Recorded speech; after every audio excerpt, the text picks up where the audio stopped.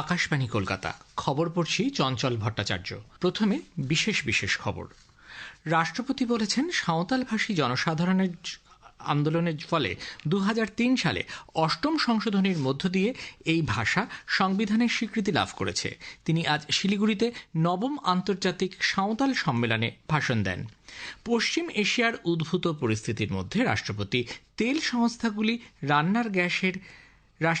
সংস্থাগুলি রান্নার গ্যাসের দাম বাড়ানোর কথা ঘোষণা করেছে। জনঔষধি দিবস উপলক্ষে প্রধানমন্ত্রী দেশবাসীকে শুভেচ্ছা জানিয়েছেন। ব্যয় সাশ্রয়ী মূল্যে উন্নত মানের ওষুধ সরবরাহে সরকার প্রতিশ্রুতিবদ্ধ বলে তিনি জানান। পশ্চিম এশিয়ার সামরিক সংঘাত অষ্টম দিনে পড়ল। ইরান ও ইসরায়েল মার্কিন বাহিনীর অভিযানে এই সংঘর্ষ আরও তীব্র হয়েছে। আইএসএল ফুটবলে আজ মোহামেডান স্পোর্টিং বেঙ্গালুরু এফসির মুখোমুখি হবে। আসছে বিস্তারিত খবরে। রাষ্ট্রপতি দ্রৌপদী মুর্মু বলেছেন, সাঁওতালভাষী জনসাধারণের আন্দোলনের ফলে এই ভাষাকে 2003 সালে 92তম সংবিধান সংশোধনের মধ্য দিয়ে অষ্টম তফসিলে অন্তর্ভুক্ত করা হয়েছে। পশ্চিমবঙ্গের শিলিগুড়িতে নবম আন্তর্জাতিক সাঁওতাল সম্মেলনে যোগ দিয়ে তিনি বলেন, কেন্দ্রীয় সরকার সাঁওতালি ভাষার উচ্চশিক্ষার জন্য বিভিন্ন উদ্যোগ গ্রহণ করেছে। বিদেশেও উচ্চশিক্ষার জন্য কেন্দ্রীয় সরকার জনজাতি গোষ্ঠীর ছাত্রছাত্রীদের সহায়তা করছে। সম্প্রতি অলচিকি হরফের শতবার্ষিকী উদযাপিত হয়েছে। তবে অলচিকির পাশাপাশি অন্যান্য ভাষা শেখার উপরেও তিনি গুরুত্ব দেন।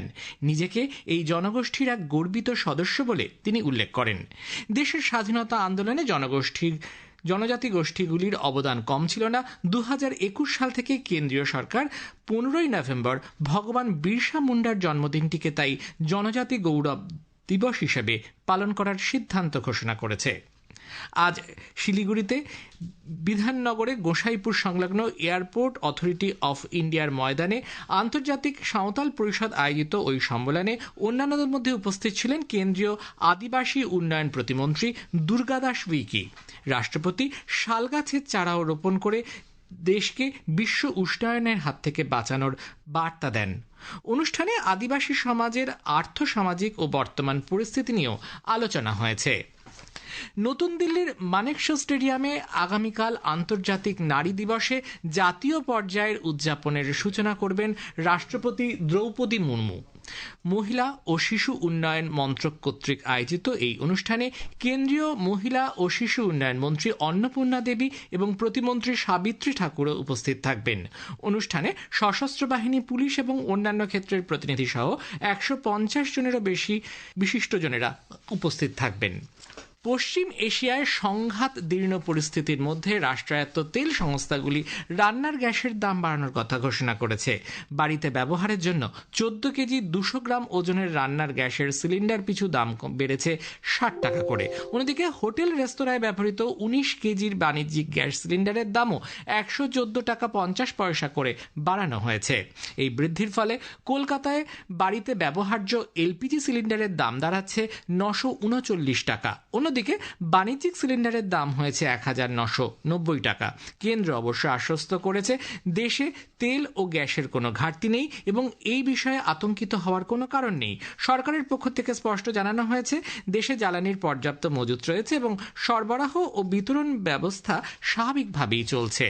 প্রধানমন্ত্রী নরেন্দ্র মোদী আগামীকাল নতুন দিল্লিতে প্রায় 33,500 কোটি টাকার একাধিক উন্নয়ন প্রকল্পের উদ্বোধন ও শিলান্যাস করবেন। এর মধ্যে প্রায় 18,300 কোটি টাকার দিল্লি মেট্রো প্রকল্পের কয়েকটি প্রকল্প রয়েছে। আজ জনঔষধি দিবস। এই উপলক্ষে প্রধানমন্ত্রী নরেন্দ্র মোদী দেশবাসীকে শুভেচ্ছা জানিয়েছেন। সামাজিক মাধ্যমে এক বার্তায় শ্রী মোদী প্রধানমন্ত্রী ভারতীয় জনঔষধি পরিযোজনা প্রকল্পের সুবিধাভোগীদের বিশেষ করে শুভেচ্ছা জানিয়েছেন। জনঔষধি কেন্দ্রের প্রয়োজনীয়তার কথা উল্লেখ করে প্রধানমন্ত্রী বলেন, দেশের অসংখ্য পরিবার কম খরচে স্বাস্থ্য পরিষেবা, ওষুধ ও চিকিৎসা পেয়েছেন। ব্যয় সাশ্রয়ী মূল্যে উচ্চ গুণমান সম্পন্ন ওষুধ সরবরাহে সরকারের প্রতিশ্রুতির প্রতিফলনের এই উদ্যোগ বলেও তিনি জানিয়েছেন। কেন্দ্রীয় স্বরাষ্ট্র ও সমবায় মন্ত্রী অমিত শাহ আজ উত্তরাখণ্ডের হরিদ্বার সফর করবেন।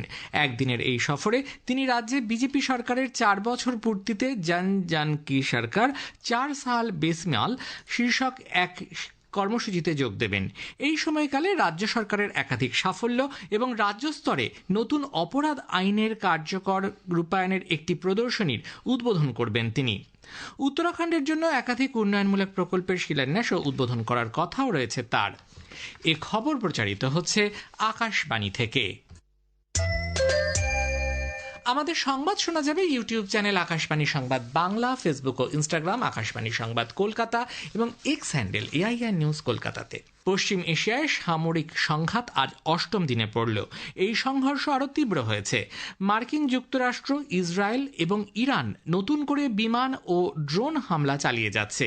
28শে ফেব্রুয়ারি মার্কিন ইসরায়েল সামরিক বাহিনীর যৌথ হামলায় ইরানের সর্বোচ্চ নেতা আয়াতুল্লাহ আলী খামেনি এবং অন্যান্য সামরিক কমান্ডার নিহত হবার পর এই অঞ্চলে উত্তেজনা আরও বেড়ে যায়। তেহরানও পাল্টা আক্রমণ শুরু করে।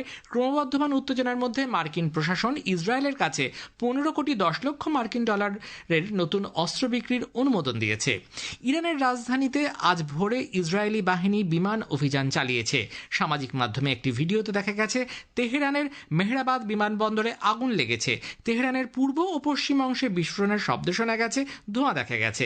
রাষ্ট্রসংঘে ইরানের রাষ্ট্রদূত আমির সাইদ ইরাভানি বলেছেন, মার্কিন ইসরায়েলি বিমান হামলায় নারী ও শিশু সহ 1332 জন ইরানি বেসামরিক নাগরিক প্রাণ হারিয়েছেন। মার্কিন সেন্ট্রাল কমান্ড এক বিবৃতিতে বলেছে, অপারেশন এপিক ফিউরির প্রথম সপ্তাহে মার্কিন বাহিনী 3000-এরও বেশি লক্ষ্যবস্তুতে আঘাত হেনেছে। মার্কিন যুক্তরাষ্ট্রের রাষ্ট্রপতি ডোনাল্ড ট্রাম্প ইরানের সঙ্গে যে কোনো চুক্তির সম্ভাবনা বাতিল করে দিয়েছেন এবং তাদের নিঃশর্ত আত্মসমর্পণের আহ্বান জানিয়েছেন। সামাজিক মাধ্যমে এক বার্তায় শ্রী ট্রাম্প বলেছেন, মার্কিন যুক্তরাষ্ট্র এবং তার মিত্র দেশগুলি ইরানকে ধ্বংসের দ্বার প্রান্ত থেকে ফিরিয়ে আনতে অক্লান্ত পরিশ্রম করবে। আগামী দিনে এই দেশকে অর্থনৈতিকভাবে আগের থেকে আরও উন্নত এবং শক্তিশালী করে তোলা হবে। এদিকে লেবাননের রাষ্ট্রীয় সংবাদ সংস্থা জানিয়েছে, পূর্ব লেবাননের হিজবুল্লাহ শক্ত ঘাঁটি নবিচিত শহরের কাছে ইসরায়েলি বাহিনীর সঙ্গে স্থানীয় যোদ্ধাদের সংঘর্ষ হয়েছে। পশ্চিম এশিয়া অঞ্চল জুড়ে উত্তেজনা তীব্র হওয়ার সঙ্গে সঙ্গে সৌদি আরব ইরানকে আবারও সতর্ক করে দিয়েছে। মার্কিন যুক্তরাষ্ট্র, আমেরিকা ও ভারতের মধ্যে যাত্রীবাহী পণ্য ও চার্টার্ড বিমান চলাচলের একটি সংশোধিত বৈদেশিক উড়ান পরিষেবার অনুমতি দিয়েছে। পশ্চিম এশিয়ায় উদ্ভূত পরিস্থিতিতে দেশের সারের কোনো সংকট নেই বলে কেন্দ্রীয় সার ও রসায়ন মন্ত্রক জানিয়েছে। আগামী খরিফ মৌসুমে প্রয়োজনীয় সার কৃষকদের সরবরাহ করা হবে। মন্ত্রক জানিয়েছে, সারের সার্বিক মজুদ 36.5% বৃদ্ধি পেয়ে 117.31 লক্ষ মেট্রিক টনে পৌঁছেছে। বিদেশ প্রতিমন্ত্রী কীর্তিবর্ধন সিং আগামীকাল 4 দিনের সফরে ব্রিটেন এবং চিলি যাবেন। সেই সঙ্গে এ মাসের 8 ও 9 তারিখ পর্যন্ত লন্ডনে 26তম কমনওয়েলথ বিদেশ বিষয়ক মন্ত্রীদের যোগ দেওয়ার পাশাপাশি কমনওয়েলথ দিবস উদযাপনে ভারতীয় প্রতিনিধি দলের নেতৃত্ব দেবেন তিনি। সৌদি আরবে গ্রেপ্তার হওয়া ইসরায়েলের 2 মোসাদ এজেন্টের মধ্যে একজন ভারতীয় রয়েছে বলে দাবি করা সামাজিক মাধ্যমের একটি বার্তাকে বিদেশ মন্ত্রক ভুয়ো বলে অভিহিত করেছে। মন্ত্রকের ফ্যাক্ট চেকড ইউনিট সামাজিক মাধ্যমের একটি পোস্টের এই দাবি পাশাপাশি জনগণকে এ ধরনের অসত্য তথ্যের বিরুদ্ধে সতর্ক থাকার আহ্বান জানিয়েছে। শিলিগুড়ির কাছে করিডোরে বিহার এবং পশ্চিমবঙ্গকে কেন্দ্র করে নতুন কেন্দ্রশাসিত অঞ্চল তৈরির দাবি সম্বলিত সামাজিক মাধ্যমের পোস্টগুলি সরকার অস্বীকার করেছে। প্রেস ইনফরমেশন ব্যুরোর ফ্যাক্ট চেক ইউনিট এই দাবিগুলিকে ভুয়ো বলে অভিহিত করে জানিয়েছে, সরকারের তরফে এ ধরনের কোনো প্রস্তাব বিবেচনাধীন নেই। ফিট ইন্ডিয়া কার্নিভালের দ্বিতীয় পর্ব আগামীকাল নতুন দিল্লি জওহরলাল নেহরু স্টেডিয়ামে শুরু হতে চলেছে। আন্তর্জাতিক মহিলা দিবস উপলক্ষে আয়োজিত এই কার্নিভাল চলবে 10ই মার্চ পর্যন্ত। আইএসএল ফুটবলে আজ মোহামেডান স্পোর্টিং বেঙ্গালুরু এফসির মুখোমুখি হবে। যাদবপুরে কিশোর ভারতী ক্রীড়াঙ্গনে খেলা শুরু হবে বিকেল 5টায়। 3 ম্যাচে 4 পয়েন্ট সংগ্রহ করে বেঙ্গালুরু লিগ তালিকায় 7ম স্থানে রয়েছে। শেষে বিশেষ খবর আরও একবার।